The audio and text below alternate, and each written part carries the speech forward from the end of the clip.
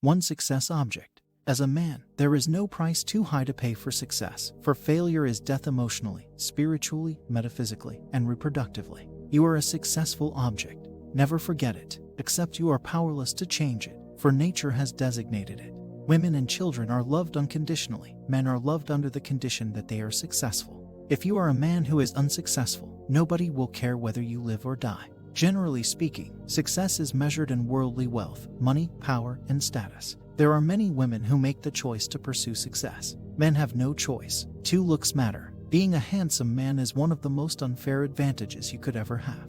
Better pay, more options in terms of relationships, easier to make friends, more dates. I could go on and on. Luckily, unhandsome men can become handsome in a matter of 2 to 3 months. Get leaner, dress better, start lifting weights, and train in the fighting arts. 3. Let go of people who aren't ready to love you. This is the hardest thing you will ever have to do in your life, and it will also be the most important thing. Stop having difficult conversations with people who don't want to change. Stop showing up for people who have no interest in your presence. I know your instinct is to do everything you can to gain the appreciation of those around you, but it's an impulse that steals your time, energy, and mental and physical health. When you start fighting for a life with joy, interest, and commitment, not everyone will be ready to follow you to that place. That doesn't mean you have to change who you are. It means you have to let go of people who aren't ready to be with you. If you are excluded, insulted, forgotten, or ignored by the people you give your time to, you are not doing yourself a favor by continuing to offer them your energy and your life. 4. Zero-sum. Success is an intrinsically zero-sum game in that a man is only considered successful if he is more successful than other men. A billionaire has high status because most men are not billionaires. If we created a society where everyone was a billionaire would have only mediocre status. In the pursuit of success, other men are not your allies, they are your competitors. There are those who will claim to not care about their relative level of wealth, status, or power. They claim to only care about their absolute level of wealth.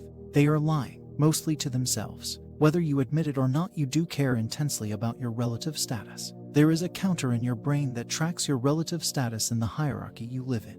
The human species evolved to have this counter before it evolved the ability to breathe. Tracking your status is more natural to your mind than breathing.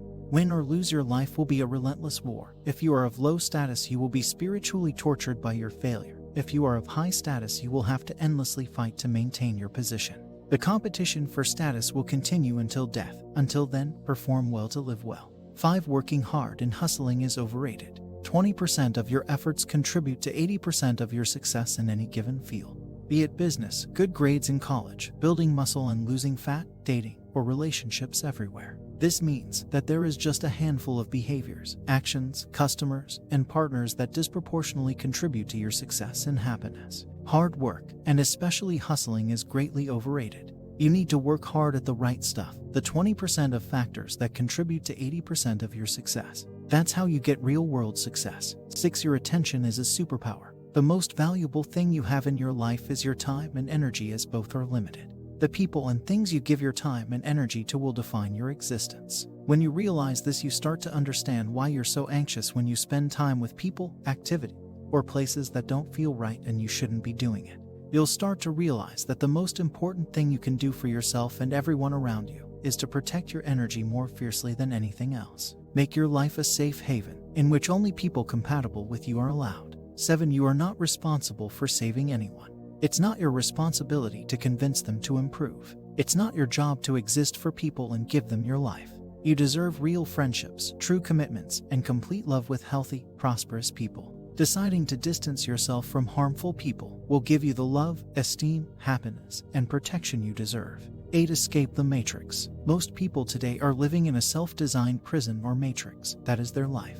No joy, no satisfaction. But the bars in their private prisons aren't made out of steel, but out of their complaints and excuses. The walls were constructed out of pessimism and procrastination. The saddest truth is, they could walk out as free men or women at any time if they just applied themselves. 9. Pick what you want to decline.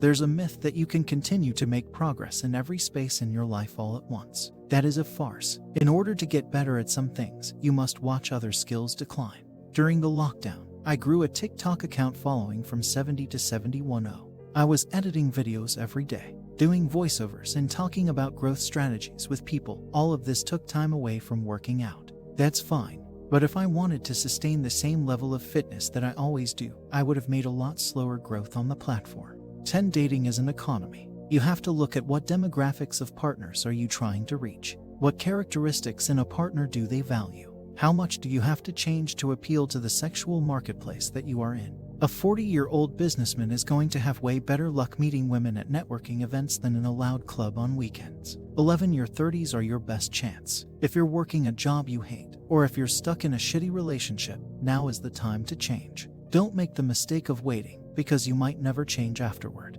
You see, you are in a very unique position in your 30s. You're still young and vibrant enough to work hard, and you've also gained some experience, learned from mistakes, and matured a bit in your 20s. Use your 30s wisely. 12. Become an expert. If you want to be rich, develop high-value skills and sell your services. But don't do traditional prospecting, where you cold call people or barrage potential customers with DMs. Instead, be the person that others go to for help. Remember, call others and you're a salesperson, but get others to call you, and you're the sought-after expert who can pick and choose clients. 13. Training and healthy nutrition ain't a luxury. They're mandatory. If you neglected your body in your 20s, are out of shape, and have low energy levels from partying and training irregularly, then use your 30s to get strong, fit, and resilient. You'll have more energy to tackle your goals, look 10x younger, and put more years into your life.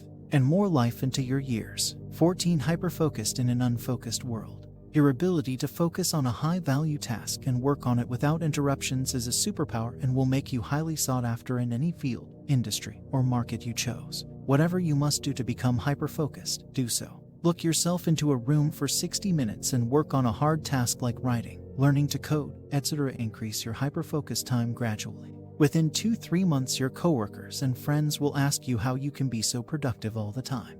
15. Protect and invest time. Start that business. Talk to that hottie. Start writing that screenplay. Stop wasting away the time that you'll never get back. Stop worrying about what people think of you because they mostly don't care anyway. Stop hanging out with losers and low lives. 16. Don't expect others to always like us. As children, we are encouraged to be ourselves. We certainly can do this, but if we do, don't expect others to always like us. We may lose friends, have career promotions, and be alienated from family. The truth is that people often prefer fake versions of us, depending upon whether we naturally have an agreeable personality or not. 17. Don't let people take advantage of you.